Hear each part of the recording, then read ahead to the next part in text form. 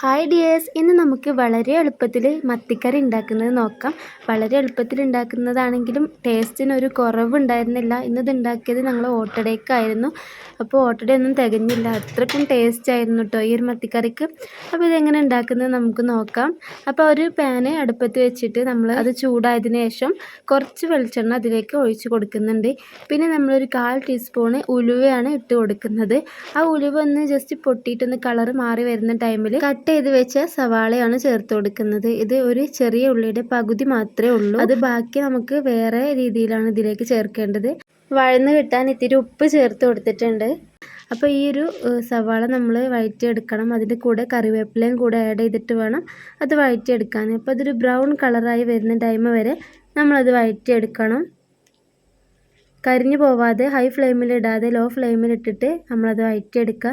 ഇനി നമ്മളിതിലേക്ക് ഒരു തക്കാളി അതുപോലെ തന്നെ നേരത്തെ എടുത്ത ആ സവാളയുടെ ബാക്കിയുള്ള സവാള കട്ട് ചെയ്തത്, പിന്നെ കുറച്ച് വെളുത്തുള്ളിയും കുറച്ച് ചെറിയ ഉള്ളിയും ചേർക്കുന്നുണ്ട്.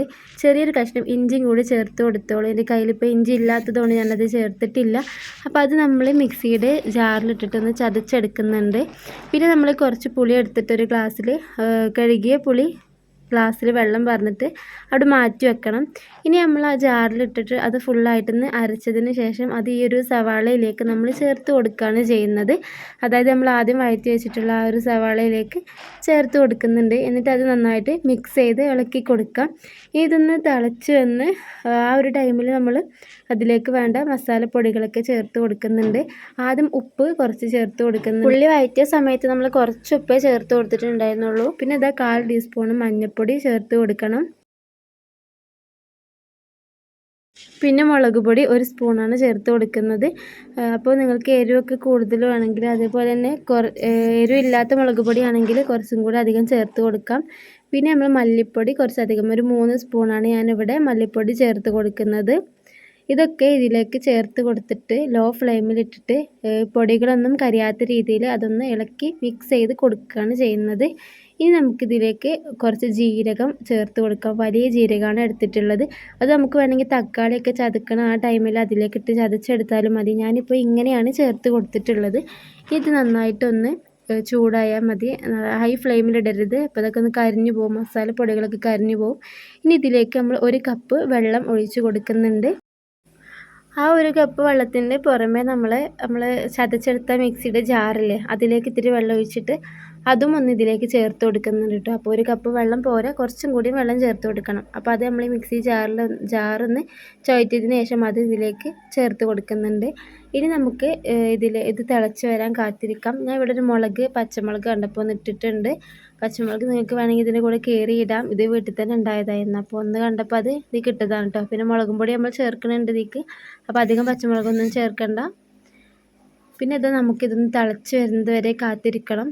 അപ്പോൾ ആ ടൈമിൽ നമ്മൾ ആ പുളി ഒന്ന് പിഴിഞ്ഞെടുത്തിട്ട് ആ പുളിവെള്ളം അതിൽ നിന്നും കുറച്ച് പുളിയും കൂടെ ഇതിലേക്ക് ഇങ്ങനെ തന്നെ ചേർത്ത് കൊടുക്കുന്നുണ്ട്. ഇനി ഇത് നമുക്കൊന്ന് തിളച്ച് വരുന്ന സമയത്ത് നമ്മുടെ മത്തിയെ അതിലേക്ക് ഇട്ട് കൊടുക്കാം. അപ്പോൾ മത്തിയൊക്കെ ഇവിടെ റെഡി ആയിട്ടുണ്ട്, കഴുകി വൃത്തിയാക്കി വെച്ചിട്ടുണ്ട്. ഇനി നമ്മൾ തിളച്ച് വരുന്ന ടൈമിൽ ഈ മത്തി ഇതിലേക്ക് ഇട്ട് കൊടുക്കുകയാണ് ചെയ്യുന്നത്. അപ്പോൾ അധികം വേവൊന്നുമില്ല, പെട്ടെന്ന് തന്നെ മത്തി വെന്ത് കിട്ടും. ഒരു 2 മിനിറ്റ് നേരം മാത്രം തിളച്ചാൽ മതിയാവും. അധിക നേരം തിളച്ചാൽ മത്തിയൊക്കെ ഇതിൽ ഉടഞ്ഞു പോകും കേട്ടോ.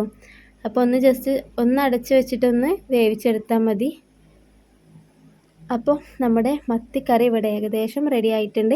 ഇനി മല്ലിച്ചപ്പൊക്കെ കയ്യിലുള്ളവർക്ക് അതൊക്കെ ഒന്ന് ഇട്ട് കൊടുക്കാം. അപ്പോൾ ഇതാ നല്ലൊരു മണം വന്നിട്ടുണ്ട്. നല്ല അടിപൊളി ടേസ്റ്റിലും ഇത് കിട്ടിയിട്ടുണ്ടായിരുന്നു. രാവിലെ ഓട്ടടയ്ക്ക് ദോശയ്ക്കും ഒക്കെ നമുക്കിത് ഉണ്ടാക്കാം.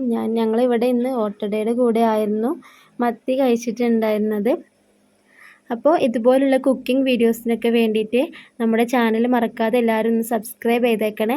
ഇനി നിങ്ങൾ ഉണ്ടാക്കുമ്പോൾ ഇതുപോലെ ഒന്ന് ട്രൈ ചെയ്യാനും മറക്കരുത്. ഇഷ്ടപ്പെട്ട ലൈക്ക് കൊടുക്കുക. അപ്പോൾ ഇൻഷാ അല്ലാഹ് അടുത്തൊരു വീഡിയോയിൽ കാണാം കേട്ടോ.